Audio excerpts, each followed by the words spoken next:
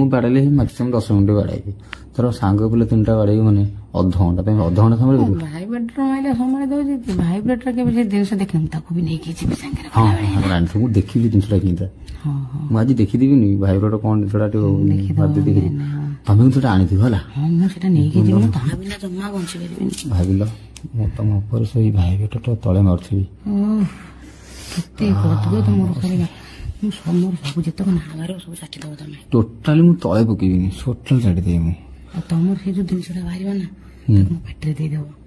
ପାଟିରେ ନା ଭିତରେ ଦେବୁ? ନାଇଁ ଆଗେ ପାଟିରେ ଦବ, ତାପରେ ପୁଣି ଦ୍ୱିତୀୟ ଥର କରିବା ନା ତାପରେ ଯାଇ ଭିତରେ ଦବ। ପ୍ରଥମ ଥର ଭିତରେ ଛୁଆ ଘର ହେଇଯିବ, ପ୍ରଥମ ଥର ଦେଲେ ଛୁଆ ହେଇଯିବ। ଭାଇଙ୍କ ଜିନିଷ ପତଳା ବହୁତ ବାହାରେ ସତରେ। ଭଲ ଲାଗେ ନା ମୋ ସାଙ୍ଗ ଜିନିଷ ବହୁତ ପତଳା ବାହାରେ, ଭଲ ଲାଗେ ନା ଜମା। ମୁଁ ଖାଲି ତ ସେଇ ଦିନର କଥା ଭାବି ମୋ ଜୀବନଟା କାଟିଦେଲି। ମଉସା ତ କଙ୍କଳା ହେଇଗଲାଣି, ପତଳା କଣ ପାଣି ବର୍ତ୍ତମାନ କିଏ ଆଣି ସେ ତାର ଯୁଆଡେ ଯାଉ ବୁଝୁଛି। ତମର କିନ୍ତୁ ମାଉସୀ ତମ ଯୌବନକୁ ଯିଏ ଦେଖିବ ନା ପୁରା ଫିକା ପଡିଯିବ। ତମ ଆଗରେ 16 ବର୍ଷ ଟୋକି ଫିକା। ବୟସ 30 ଯୌବନ ଏଟା ଛେଚୁଛି ସତରେ। ନାନୀ ଯୋଉ ମାଉସୀ ଭିତରେ ଚୁପା ରସ୍ତମ ଅଛି, ପୁରା ଚୁପା ରସ୍ତମ। ଗାଁରେ ବୁଝିବ ମୁଁ କଣ ସବୁ କରେ। ସତ ନା ଗାଁର ବଡ ବେଳେ? ହଁ ବହୁତ ପେଲା ଖାଇଛି ବହୁତ। ସତ ନା ତମେ ଏଇ ଯୋଉ 3 ଜଣିଆ କଥାଟା ମତେ କହିଲେ ମତେ ଡାଉଟ ହଉଛି। ତମେ ଗାଁରେ କେବେ ଖାଇ?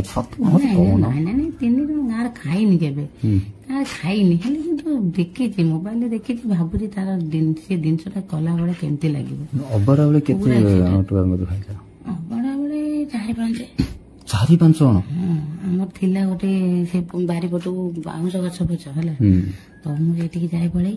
ଆଉ ସେତେବେଳେ ଏତେ ଲୋକମାନେ ବି ଏମିତି ଇଏ ନଥିଲା, ଘରେ ବସି ସବୁ ଟିଭି ବି ଦେଖନ୍ତି। ହଁ ସେତେବେଳେ ତ କିଏ ପଡିଯିବ, ତମେ ତ ଘରେ ବସି ଟିଭି ଦେଖିଲା ବାସ୍, ବିଲ ବାରିକି ଯିବାର ନାହିଁ, ତମେ ଗାଣ୍ଡି ମରଲ ଆଉ କଣ। ଆମେ ସେଇ ବାରିପଟକୁ ପଳାଉ। ମୁଁ ଦିନକୁ ଦିନ ରଞ୍ଜୁଙ୍କୁ ଡାକେ, ସିନା ଏକା ଦିନ ସମସ୍ତଙ୍କୁ ଡାକି ପାରିବେନି। ଆଉ ସେଥିପାଇଁ ପୁରା ଚରମ ସୁଖ ନେଇଛ ନା କଣ?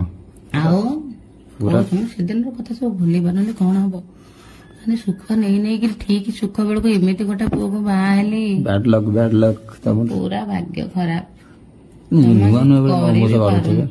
ନା ମୁଁ ସେ ଲୋକ ଜମା ପତଳା ଜିନିଷ କୋଉଠୁ ସୁଖ ମିଳିବ? ସେ ତ ସତ କଥା, ଜମା ମିଳୁନି। ମୋର ବଡ ନା ମୋ ସାଙ୍ଗର ବଡ? ନାଇଁ ତମର ବଡ ମୋଟା, ମୋର ତୋର ହୋମ ପାଇବି ବସିବ ମାନେ ବୋରିଂ କରିକି ମୁସଳ ଭଳିଆ ହେଇଛି। ମୁଁ କହିଲି ମୋର ବୋରିଂ, ମୋଠୁ ଯିଏ ଖାଇବା ମତେ ଭୁଲି ପାରି, ସେ ଗାର୍ଲଫ୍ରେଣ୍ଡ ନା ଏପର୍ଯ୍ୟନ୍ତ ଭୁଲି ପାରୁନି ମତେ। ମତେ ବେଶୀ ମଜା ଲାଗିଥିଲା ତମର କଣ ଜାଣିଛ ନା? କୋଉଟା? ତମେ ଯୋଉ ଜଙ୍ଘ ଦିଟାକୁ ଟେକି ଦେଇକିରି, ଯୋଉ ଜଙ୍ଘ ଦିଟାକୁ ଯୋଉ ଟେକିକିରି ଯୋଉ ମୁଁ କାଣ୍ଡିକି ମିଲା କରି ଯୋଉ ପୁରେଇକି ଦେଲ, ମୋ ନାଇରେ ବାଜିଲା। ସେଟା କୁହନି, କାହିଁ ମନେ ପକଉଛ? ମନେ ପକେଇଲେ ଭାରି କଷ୍ଟ ହଉଛି। ବହୁତ କେମିତି ରହିଛ ଏତେ ଦିନ? ହଲି ରହିଛ। ମତେ ଏବେ ଭାରି ପଇଲାଣି, ନାଳ ଭାରି ପଇଲାଣି ମୋର ଏବେ। ହାତ ମାରତ ନା ସତ ନା କଣ କରୁଛ? ଭାରି ପଇଲାଣି ବା, ଆଉ କଣ କରିବି? କଣ କରୁଛ? ଭାଇବ୍ରେଟର ମାରୁଛି। ସତ ନା କଣ? ଭାଇବ୍ରେଟର ଧରିକି ବସିଛ? ତମ ସାଙ୍ଗରେ କଥା ହେବି, ଭାଇବ୍ରେଟର ନହେଲେ କଣ ସମ୍ଭାଳି ହବ? ତମେ ତ ମା ଇଏ, ମୁଁ ତ ଆଡେ ସମ୍ଭାଳି ପାରୁନି। ମୁଁ ତ ପେଣ୍ଟ ଭିତରେ ହାତ ପଟେ ଖାଲି ହାତ ମାରୁଛି ବୁଲୁକୁ। ଆଉ କଣ କରିଛେ? ମୋର ଇଚ୍ଛା ହଉଛି। କଣ ଜାଣିଛ ମାଉସୀ? କଣ ହସୁଛ ଖାଲି?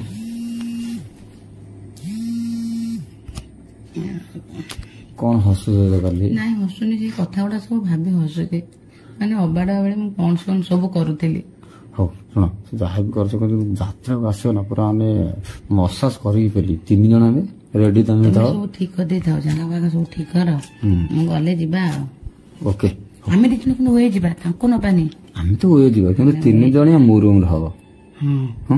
ଟୋଟାଲ କିନ୍ତୁ ଲଙ୍ଗଳା କରିକି ଆଣିବି। କିନ୍ତୁ କହିବନି ଯେ ମୁଁ ଲଙ୍ଗଳା ହେବିନି। ଲଙ୍ଗଳା ନହେଲେ କଣ ମଜା ଲାଗିବ? ବାସ୍, ଆଉ ତମ ଦେହ ଉପରେ ତମ ଦେହ, ତମେ ଯାଡେ ଗୋଟେ ଚୁଚୁମି ଥିବ, ମୁଁ ଆଡେ ଗୋଟେ ଗାଙ୍ଗୁଡି ପୁରଉଥିବି, ତମ ବାଣ୍ଡଟାକୁ ବି ମୁଁ ଚୁଚୁମି ଯେତକ ଜିନିଷ ତମ ସବୁ ବାହାର କରିଦେବି।